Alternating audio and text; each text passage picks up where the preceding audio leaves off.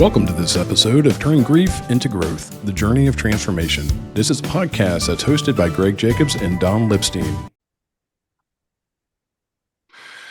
Well, good morning, everybody. We wanted to welcome everybody to the Turning Grief into Growth, the Journey of Transformation podcast. I'm excited to be here with my co-host, Don Lipstein, again this morning. And I guess I got to stop saying morning because people could be listening to this podcast at midnight and it'll throw everybody off. But we're excited to be joined with our guest, Melissa Farmer, today. And we're just going to kind of let her share her story and her journey and loss. And I'll just kind of lay out a little premises as far as my relationship with Melissa and her husband, Matt, and their family is. They lost a son. I'm definitely not going to tell her story. I'm going to let her do that. But they lost their son, Avery, 6 weeks after I lost my son, David. And I connected with the Farmer family. I was only 6 weeks into my grief journey. I didn't know what I didn't know at that time. But I've always been a firm believer in coming alongside people. And it's been a pleasure and a blessing to be able to walk this journey side by side with them and to learn from them and grow. So we're excited to have Melissa join our podcast today. So Melissa, I just kind of wanted to turn it over to you and kind of let you share a little bit about your story and a little bit about Avery. Yeah, And thank you. before you do, Melissa, I just want to welcome Yes, you as well. thank And you. I'm going to say good day since right, you're right, Greg. It might not be morning, so maybe good day is a good way to address that. Absolutely. Anyway, Sounds good. welcome. Thank you, Dawn. Thank you, Greg. Yes. So, my name is Melissa, and my husband is Matt, and we have two children, Avery, um, and our daughter, Maddie. She is currently in college at Western, and she's 18. And so that makes up our family. We have two sweet doggies. And so our journey, our grief journey, definitely took a hard turn when February 9th, 2021 happened. Um, so Avery was 17 at the time and was a senior in high school at Collins in Shelby County, and he had gone to get some car work done and was on back roads coming home. And I hadn't heard from him in a while and knew that was odd and realized something might have happened. And come to find out, he had a car accident and he lost his life immediately.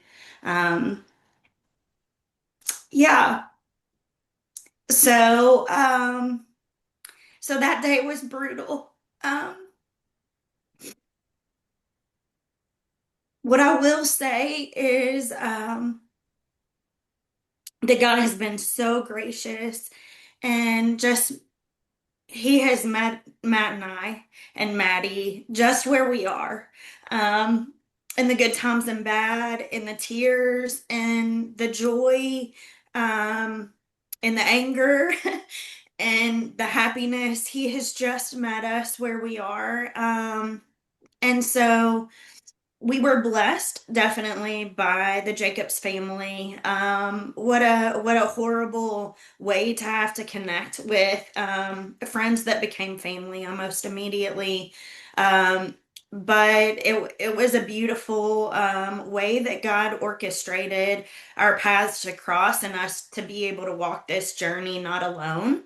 And so we were really thankful for that. I will say that in the days after Avery's accident, it was amazing what God did. Um, he allowed Matt and I and Maddie to hear things we had never heard about Avery, his character, who he was, who others saw him as.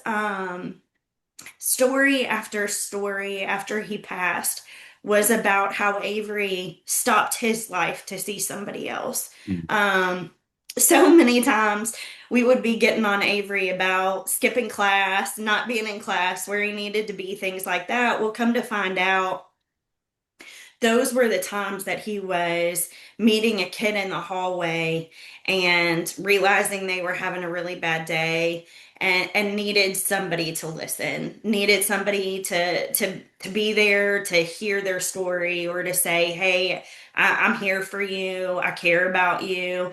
It was just story after story that really just spoke to what God was doing in this teenage boy that was so out of character for boys his age in that circumstance, right? And so um that that really spoke to me. It was a God wink, I feel, that God was saying, hey, in the midst of this pain, let me tell you about the boy that you were able to raise and the things that I did in and through him.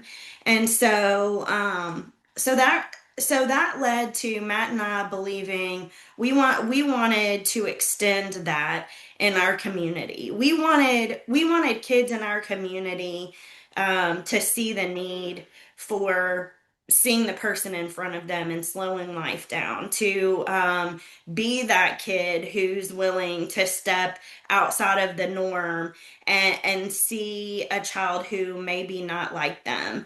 And let that child know that they're cared about and seen. And so that thought grew into the Avery Farmer Foundation. We began the Avery Farmer Foundation probably a month and a half after Avery passed. We wanted to be able to award a scholarship in his honor to a child in his class, to a senior in his graduating class. And so we quickly created a scholarship foundation in Avery's name. And our premise is Love Big because that is what Avery did and what we feel like the Lord calls us to do in our community and beyond. And so that May we awarded our first $5,000 scholarship to a senior going to college who really lived out the premise of loving big in the way that Avery and Jesus showed here on earth. And so that was sweet. And through that foundation, we have grown. We include three different schools here in Shelby County, our two public high schools, so Martha Lane Collins High School, the Shelby County High School, and then we also include our private Christian school here that is Cornerstone Christian Academy. And so we have grown to where we give quite a bit of money, $16,000 a year in scholarship money to graduating seniors who have loved big and been able to demonstrate that and have a desire to go beyond high school and go into college. And that has been really rewarding to see kids who are loving beyond themselves and really being abnormal to societal norms of selfishness as high school students. So that has been healing for our heart to really just see Avery's legacy play out in that way, to be able to love on other kids and say you're seen and you're making a difference and keep doing it. Um, so that has been sweet. And I'll say my heart grew um, tremendously the day that the Lord took Avery home. Um, it grew in ways that I couldn't have imagined. Um, you would think with loss that wouldn't be the case, but really what the Lord did was He showed me that He gifted me Avery for a time and a place. And that there were so many memories and good things that we were able to have with Avery here on earth, and that the Lord showed that his kingdom grew because of Avery. And that just grew my heart because I really believe our purpose here on earth is to share the gospel and to watch God's kingdom grow for eternity. And after Avery passed, people came to know the Lord because of his faith and his spoken faith. Um, they also came to know the Lord after watching my grief journey and reaching out and saying, there has to be a God, because if there wasn't, there's no way you could be healing and rejoicing after losing a child. There's no way. And to that I would say absolutely amen. There has to be a God, because he's walked right alongside me. He's carried me through the hard moments. And so seeing people be baptized and a family be baptized to come to know the Lord and know that in eternity I get to spend eternity with them. Avery gets to see them again in eternity. My heart just has grown. Um, the Lord impressed upon me that people are the most important thing, and so sharing his his truth and allowing each person to understand that he loves them unconditionally, that he will carry them just the same way he's carried me, that is on me to use my testimony to bring other people to know the love and comfort and joy of the Lord, that's on me to continue that. And so he's blessed me to be able to do some ministry work in our church and service in our church. He has blessed me to be able to go overseas and do some trauma healing work with people overseas in Africa. I say half my heart is left in Africa. Um, but he has allowed me to use my grief and my testimony to help others through really difficult trauma and grief. Um, and allowed them to see healing and to see joy in a way that they hadn't seen it since the trauma they endured. And so I have loved how he's expanded my understanding of who he is and who his people are and what my purpose here on earth is. Um, I will say, do we miss Avery? Absolutely. There's not a day that goes by that we don't talk about him, that we don't think about him, that we don't miss him. Obviously, you've seen me. I continue to cry tears of pain, quite honestly, of not getting to hug on him every day and hear about the things that he's doing in his life here on earth. But what I do know, and it brings me so much joy and peace, is that he is absolutely in heaven with the Lord. There's no doubt in my mind. Um, and I know that one day I'll get to see him again and we will rejoice. It will be a reunion like no other. And so I praise the Lord for that. I praise the Lord that he saw fit to send his son here to die on the cross for me and Avery and others so that we may be able to be reunified in heaven one day. And so I reflect a lot on scripture that says we're but a mist here. And while that seems so hard to understand, um, I'm like, yeah, our time here on earth compared to our time in eternity is but a mist. And so really, I just am trying to take my time here on earth as a mist and make sure that everybody that I come in contact with knows the love of Jesus and knows that they are worthy and that he died on the cross for them just the same as he died on the cross for me, and let them know that I want to see them in eternity someday too. So that's my journey. You know, Melissa, yeah, go ahead, Don. thank you so much for sharing, Avery, and your journey with us. And it's obvious that spirituality plays a huge role in your healing journey. Yeah. And we're grateful that you are sharing that with us. I'm just curious, do you have anything that, because we have a lot of listeners that may not be of the Christian faith, and I'm Mhm. just wondering if there's anything that you could provide for them that might be helpful in their journey.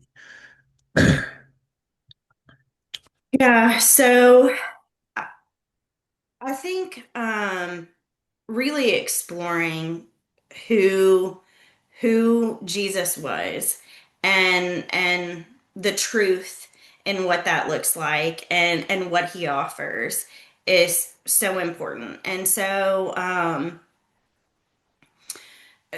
would say, that's where it starts, is exploring who is this Jesus character? What do the books say that he did? What does the Bible say about him? And seeking truth. And so I would say that as a believer, that's something that I had to do along the way, different times in my life. Who is God and do I really believe? Um, and what I'll say is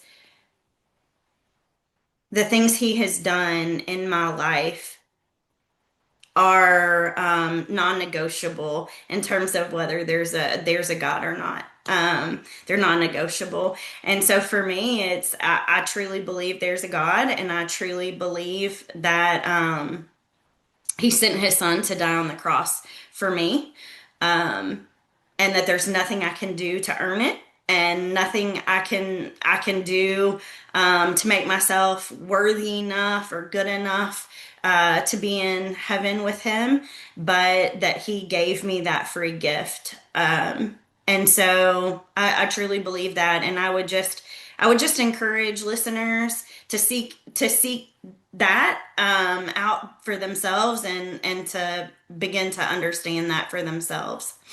I love that. Seek the truth, Mhm. and so thank you for sharing that and all of what you just shared. Greg, you have any? I'm sure you do Yeah, have some questions. no, I never have comments or questions, Don. Don't shut No, me you up. don't. Not usually. Don has learned to interrupt me so that he can get his 2 cents in. That's why I jumped in first That's because I right. knew Yeah, if Greg started, I wouldn't be able to say a word. that's the end of it. There's one word that comes to mind when I think of you, Melissa, and it's selfless. I Mm. really, your faith journey is a big, crucial part of your life as it is for mine. Yeah. And Don's right. There's all different audiences out here. There's a lot that do not have faith in their life. There's some that are seeking as to what they believe. We believe in the Bible. It says, seek me, you shall find me, and I think it's a lot of essence of you can't find the truth unless you're seeking. So I think there's that parameter that's Right. healthy. Right. I would say that when there were several things I wrote down, I took some notes as you were talking. One, you were mentioning God winks. It was ironic because just as you said God winks, I had written that word, God winks, because I think we get a lot of those in life. I had one Yeah. yesterday, as a matter of fact.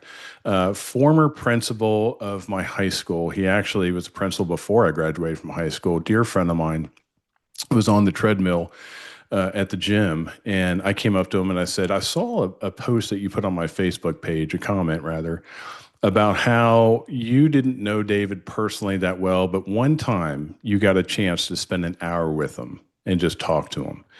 And I didn't know that. And I just sat there watching him walk on the treadmill, and I was crying. And I was just like, man, thank you so much, Sam, for sharing that story with me. And I think we do go through life. I've seen it countless times with you, whether it's fundraising galas, for the Avery Farmer Foundation, where people are getting up and sharing stories about Avery. So I do believe in those God winks, and I think those are crucial almost to keep us going. The other thing I just kind of wanted to mention is there is a very public aspect of you modeling your grief journey. We know that the term mourning is more of an active outward manifestation of our grief. It could be crying. It could be just really depression. I mean, there's a lot of outward manifestations of mourning. And I've also, just to kind of parse that out a little bit, I've also had to remove titles to journey. So a lot of times I'll say my faith journey or my grief journey. And the truth is, you can't separate them.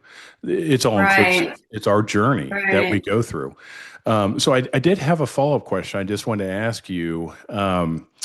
You model, it's obvious that you model your grief journey very publicly, whether it's through the Avery Farmer Foundation, mentoring others through trauma and grief, as you shared. What are some ways that you manifest grief in private? And I know I'm treading on thin ice with that because it's a very intimate, private question. Because there's a lot that we go through behind closed doors. Like I've often said, you know, people say, man, I can't believe you talk about your, son who's passed without crying. I'm like, well, you didn't see me sucking carpet fibers on my face, on the floor, weeping my eyes out. You haven't seen me just fall to the floor in the shower screaming. So there's a lot of private things like that.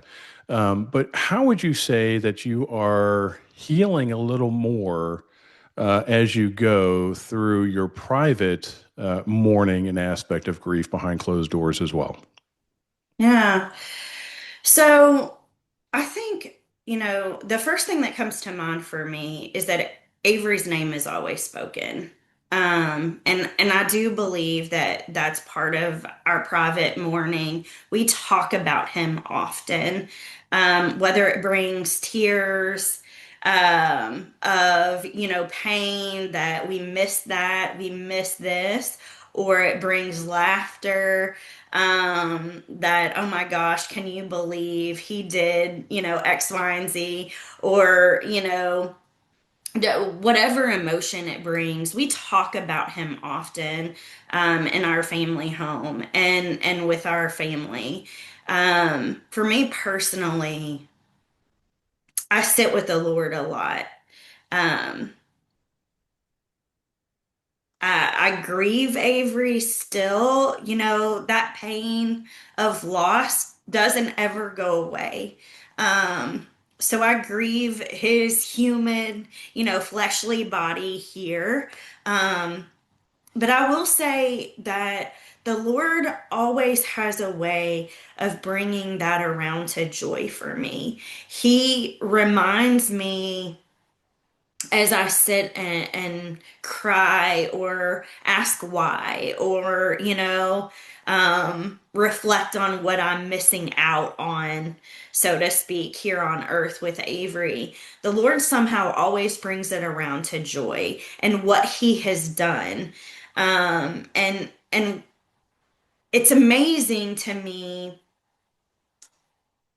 when I sit with the Lord and he takes my mourning and replaces it with joy. um, it's amazing to me that he does that each and every time. Like truly, each and every time that I'm crying and grieving what I'm missing out on, or what I've missed, or why this isn't fair, the Lord somehow always brings it around to something that brings me joy, that turns my thought pattern around and helps me to focus on what he has done and what his promise means. And so that's a, behind closed doors, I sit with the Lord a lot about it. Like you said, crying in the shower, falling to my knees, there's moments of triggering pain that you have no other option but to fall on your face and cry, right? I mean, that Yeah. just is what it is. But I'm thankful for being able to mourn Avery in a way that also brings laughter and joy.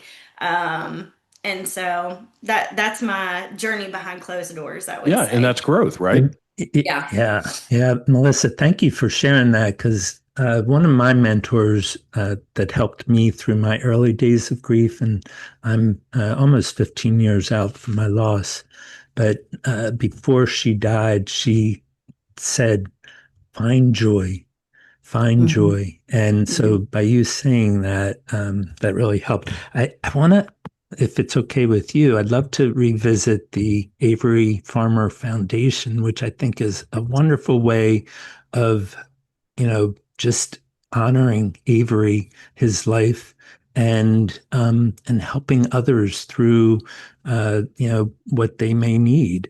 Um, Love big. I love that. Could you tell our listeners how they might be able to participate, donate, and also what the criteria, if you have criteria, what that is to for people to or for students to get that um, scholarship. Yeah. So, so I'll just start with the scholarship piece of the foundation. There are restrictions that currently we only offer the scholarships to seniors here in Shelby County in one of those three schools.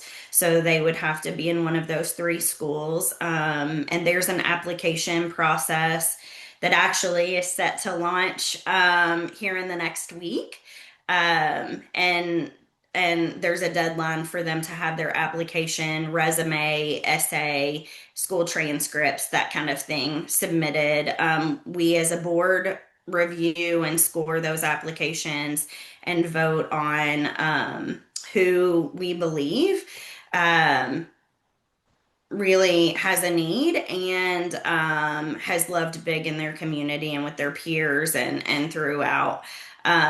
And so that is the scholarship piece of it. We do this year will be unique in that in the previous years we have awarded a scholarship to each school, a senior in each school. This year we have changed that and we will offer a $10,000 scholarship to two seniors no matter which of the three schools they go to. So it could be that two seniors from Shelby County High School are the two recipients of the Avery Farmer Scholarship this year, but we have raised that to $10,000. And then we offer a small military scholarship. Avery had signed on, and one of his goals was to serve in the military. He felt like he wanted to give back in that way, and so we offer a $500 one-time scholarship to a senior who has enlisted in one of the military branches. And that really is just to help with basic necessities as they leave for basic training, and to say, hey, you're important too. What you're doing is important, and we value you know, kids who are willing to go into the military and serve their country in that way, just like we value kids who have chosen to go into college and further their education in that way. So we do offer that. And I'll say we have a heart of growth to continue to love big on our community. And so we're in the process of launching an application process for financial assistance for short-term missions. And so that is in the works, and we hope to launch that in 2026. Um, we're excited about that. Missions is for me a huge part of my healing journey and my growth, but also for me, it's what the Great Commission, what the Lord has called us all to do, which is to spread the gospel to all nations and all tribes and tongues. And so we are venturing out and wanting to support those who feel called into the mission field in that way. The last area of growth that we are looking at this point is how we love on in our for our friends in the special needs community. Those kiddos really changed Avery's whole life. His sophomore year of high school, they became his best friends. He became a peer mentor in their classroom at school, and so we have worked hard to honor Avery's legacy and seeing those kiddos and loving on them and letting them know that they are important and loved. And so we're working on how to partner with some of our local community partners in order to really love on them. We've provided some different things in the special needs classroom at Collins High School, and we'll continue to do some different things like that. So that's kind of what we're up to these days. In terms of donations, we would love support. As you can see, we have taken what was once a $5,000 scholarship to one senior, and we've really expanded that uh, to just financially support people who are loving big in their communities. And we just really want that to become a wave, right? Of kiddos and young adults seeing people and knowing that they are called to love them. So donations, we do a once a year Love Big Gala, and that is this year going to be March 7th. It's going to be held in Shelby County at the Mulberry. And so we will have information and registration for that coming up on our website here in just about probably a week to a week and a half. So you can definitely attend the gala. It's a great time. A lot of good stories heard, and the ability to donate and have a great evening together. We also host a yearly golf scramble, and that's held at the Shelbyville Country Club. And so that will actually be in October of 2026, and that will be placed on our website as well for anybody who'd like to play in the golf scramble and donate in that way. There's also a donation button on our website, and so that's an easy way for people all throughout the world to donate to the Avery Farmer Foundation if they feel called to do so, and And so what they is can that do website that. address? It's AF. Sorry, let me pull it up. AF dot dash foundation.net. af-foundation.net. All right, Dot net. for Avery Yes. Farmer. Yes. And just for point of clarification for those of us, those listeners out there, when she mentions Shelby County or Shelbyville, that's in Kentucky, where she Yes. lives. So, um, great things that you're doing in the community around the world when you're going to Africa and helping out there. I did want to just kind of expand and kind of take in a different direction. When I use the word expand, I wrote that down. Expanded understanding is a word and a term that you used. You said that your understanding was expanded, and I don't want to put words in your mouth, but for me, once David died, I empathized way bigger. I loved way more. Hmm. I was way more selfless than I was selfish. I didn't get bent about the little things as much as I used to, because I realized how insignificant they were in the grand scheme of things. So, if you don't mind just kind of sharing a little bit of your journey as far as around those parameters of expanded empathy, love, just how your heart kind of opened up in service to others. Yeah. Oh wow, that's huge. All that you said and then some for sure. I would agree with. I think it started for me with understanding the sacrifice of Jesus' death on the cross. As a believer, I felt as if I truly understood the gravity of that and what he did on the cross for me. But when Avery passed, it was a whole new understanding, but also appreciation. It doesn't even capture my heart as it relates to the seriousness of what he did on the cross for me. It means that I get to see Avery again, and I get the joy of knowing that I will forever be with Avery at some point, right?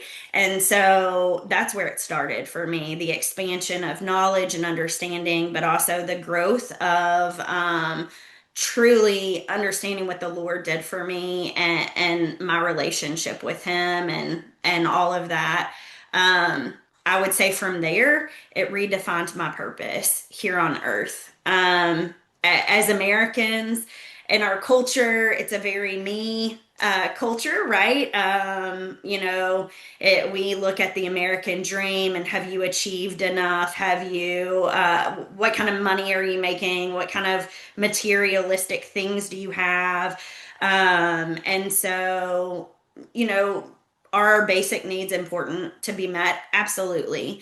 Um, but for me, it redefined. It's not about the American dream. It's about every single person knowing Jesus and understanding the depths of what he did for us so that it doesn't stop here on earth for them. They get to experience eternity with the Lord. And so it just put into perspective for me that what I'm chasing is people.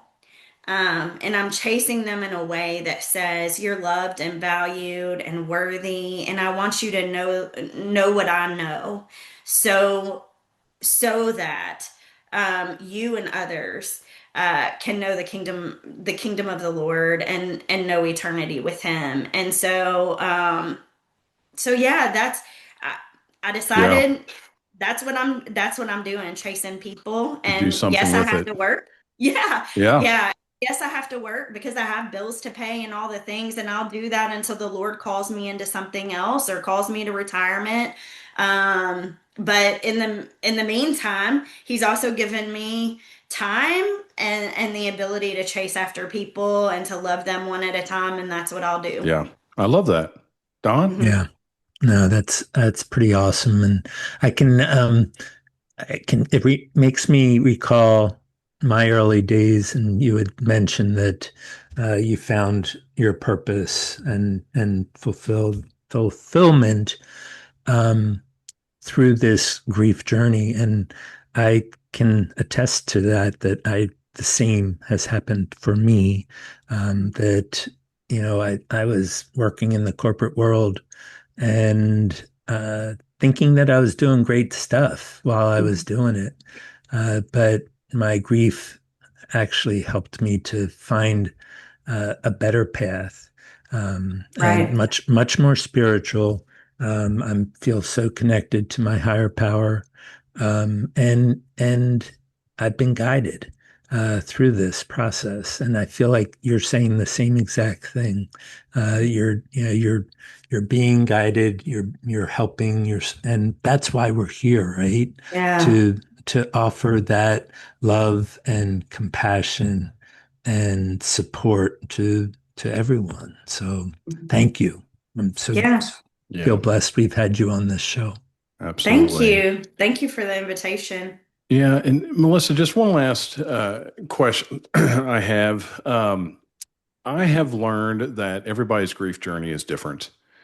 And, I'm just curious as to how your grief journey has differed from maybe your husband, your daughter, those around you, whether it's manifestation, whether it's communication about it, whether it's mourning. How has that been different in your family? Yeah. Yeah, it really has been quite a bit different. I think some of it has to do with personality. Um, but I also definitely believe that everybody's journey looks different.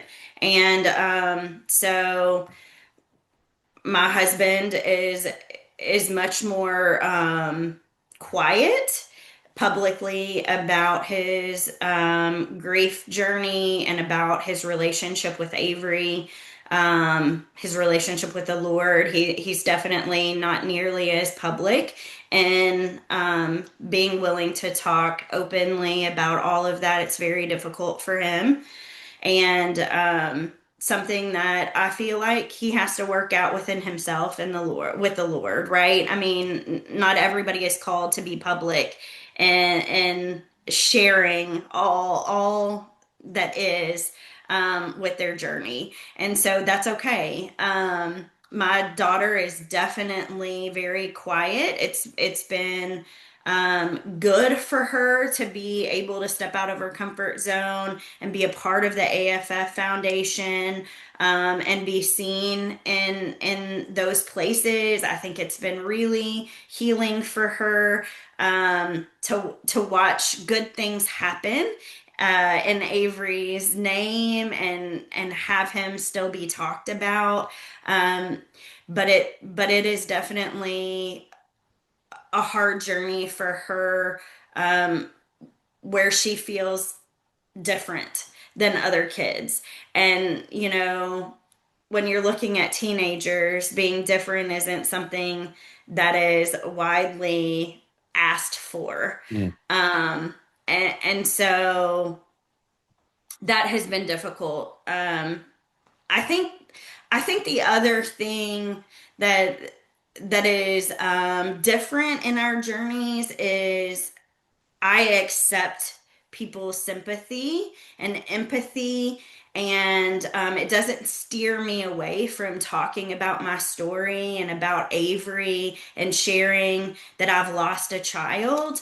And I feel very strongly that everybody's, um, emotions and things are theirs. And it's okay that they feel sympathy or empathy or sadness for me. That's okay, and I'll accept that. Um, I I definitely know that Matt and Maddie have a difficult time feeling they put somebody in a position where they share something that's sad and they kind of change the conversation to a sad tone, or it feels uncomfortable for the other person. And so that's been hard for me to watch for them because I definitely think it changes how often they talk publicly and with friend groups and in different settings. It's something that I pray about quite often. That God just gives them a heart that says it's okay. It's okay to talk publicly and openly. It's okay that others feel sadness for us. It's okay. Um, Yeah. so And at the same time, I think it's okay that they're not as extroverted in their yeah, grief journey as you are Uh, or as I am. And that's what I had to learn. yeah, yeah, I was gonna say the same, that it's really, what everyone's grief journey, just like you said, Greg, is very individual and Yeah, unique, and we got to do it the way that feels most comfortable for us. And you are absolutely. yeah. doing that, Melissa. And I'm, like I said, I feel blessed that we have you on this show, on this episode today. Don, Thank do you you. have any closing remarks? Just thank you for being here, and go to the website, af-foundation.net, and see how you can help contribute to Yeah. making love big. I Yeah. love that. Love that. Yeah. You know, Yeah. Thank I, you. Absolutely. I would say, just in closing, I've never been known for tactfulness or politically correctness, so forgive me. But I've often equated it that in one hand I was handed a poo sandwich, and Mm, in this hand I was handed a pearl of great price. And I could very easily focus on this poo sandwich, and everything is just negative and doldrum, and it stinks, and life sucks. It's horrible. Or I could focus on this pearl of great price that was given to me. And that is basically, and look, nobody looks at tragedy and trauma as a pearl of great price, but hear me out on this. It enables me to have greater wisdom than I ever had. It enables me to yeah, love harder than I ever did. It allows me to be selfless like I never was before. It allows me to have yeah, empathy where I was only able to share sympathy before. So I tend to focus on this pearl of great price that was granted to me. I didn't have any say over it, I didn't have any choice. yeah, But I see that in your life, Melissa. I see that you are focusing on that pearl. You are making the best of a bad situation, and I also want to thank you. So keep doing what Th- you're doing, and thank you for thank being you. you. This is why I love you, brother. This is why I love you. You No have hold, such a way with words. no holds barred. Hmm. That's right. Well, thank you, Melissa, and Thank thank you you, Don. all. And we'll talk again. Bye bye. All right, bye. Thank you so much for taking time out of your day to listen. We hope turning grief into growth spoke to your heart and becomes a part of your own journey of healing and transformation. If you know someone who could use a little hope, please share this episode with them. And don't forget to follow, like, or subscribe on your favorite platform so you don't miss what's coming next. Don and I can't wait to share more conversations to help you keep turning your grief into growth. Until next time.